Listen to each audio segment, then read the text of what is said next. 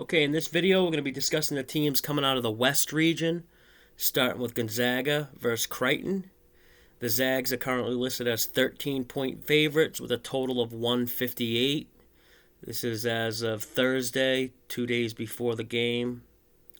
It's funny. I keep seeing people talk about how the Zags have such an easy path, to this point or to the Elite Eight, and it's like that's how it's supposed to be when you're the overall number one seed. It's just I don't know. People amaze me sometimes, but the Zags are obviously a great team, fully deserving of being the tournament favorites. Super efficient. They got five ball handlers, kind of all playing as one.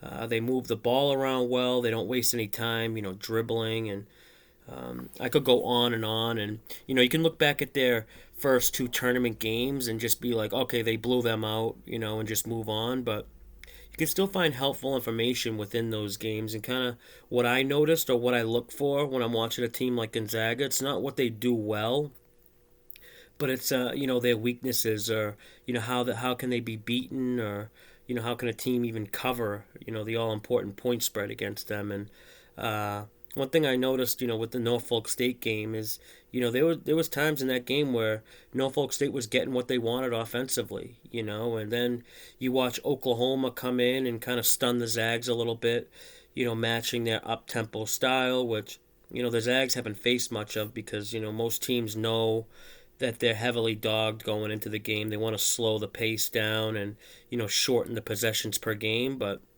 the Sooners didn't do that, and they went 10 up early and kind of rocked the Zags on their heels a little bit. And ultimately in the end, Gonzaga's offensive efficiency was just too much, and Oklahoma and Norfolk State both basically got blown out. But the point is, there's been times the Zags defense has looked vulnerable. Even against some of the not so good offensive teams. But, before the tournament, I couldn't really picture a team beating Gonzaga.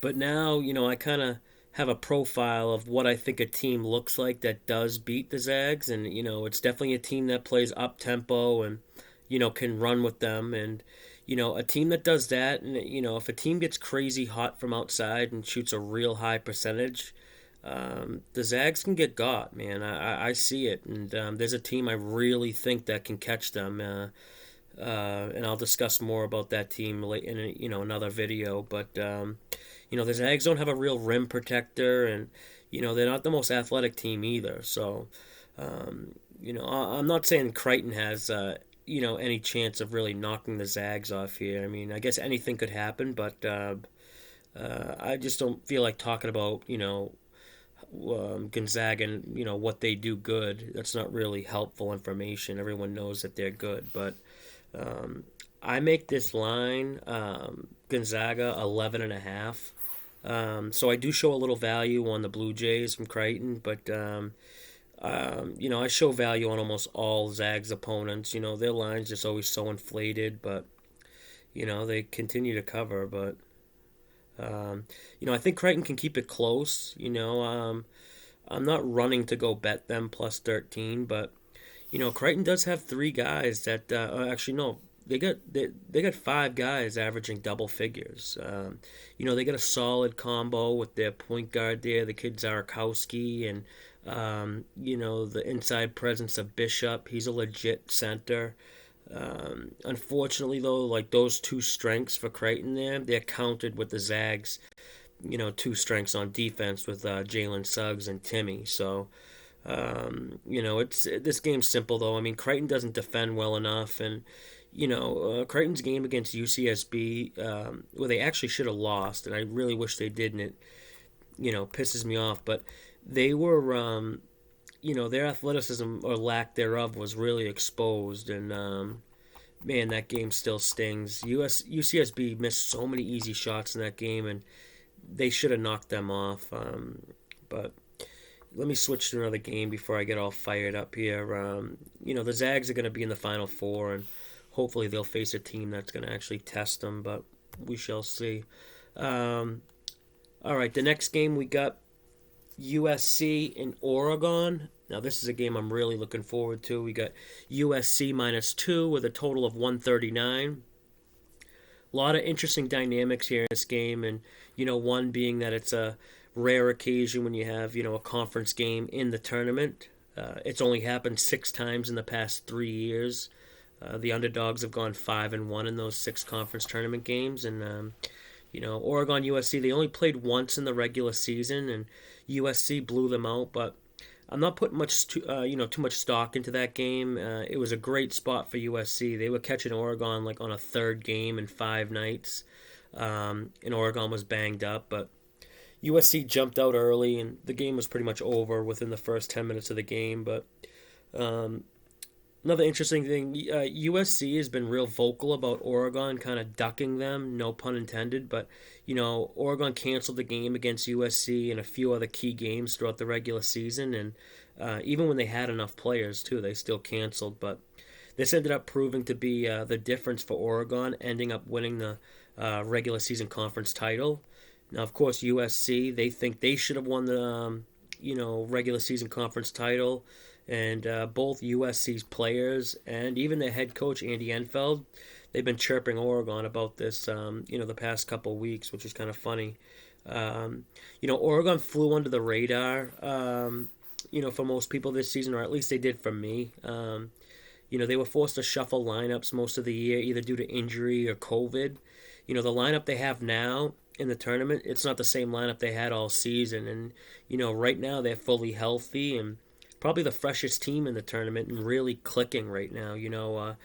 They put up 95 points on a solid Iowa ball club. And, when I was watching that game and kind of reading the comments in the community and stuff, I said to myself, I'm betting against Oregon no matter who they play next because Oregon looks so good.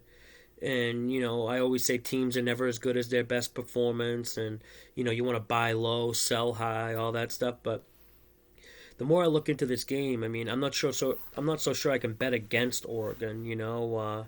In fact, I'm leaning on a play on them.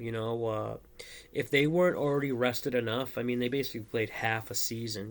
Most of these guys, and they get a first round bye against VCU, who had to bail out because of COVID, and then they take apart this Iowa team.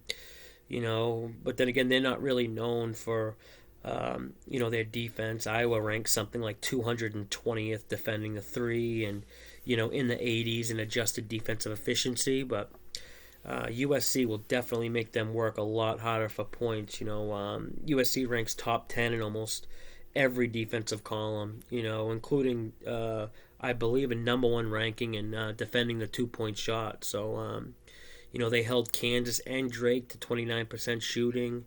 And they're not one-dimensional either. I mean, they're getting it done on both ends. USC shooting 53% over the last 3 games. And USC's got a really good one here in this kid, Evan Mobley. Pac-12 Player of the Year, 7-footer that can run the court. USC just has an overall big size advantage, and if you just take a look at how small this Oregon team is, they're one of the smallest teams in the country actually. They got their best player, this kid Duarte. He's pretty much playing out of position. They get him out as a forward, but he should be a 2 guard, and I just don't see how they defend against the Mobley brothers, down low. But if anyone can figure it out or figure out how to solve the size mismatch, it's definitely going to be Oregon's head coach Dana Altman. Especially with a full week to game plan and prep. I wouldn't be surprised if he comes with some wrinkles that USC hasn't seen yet. Altman's one of the best tournament coaches. He's 6-0 against the spread in the round of 16.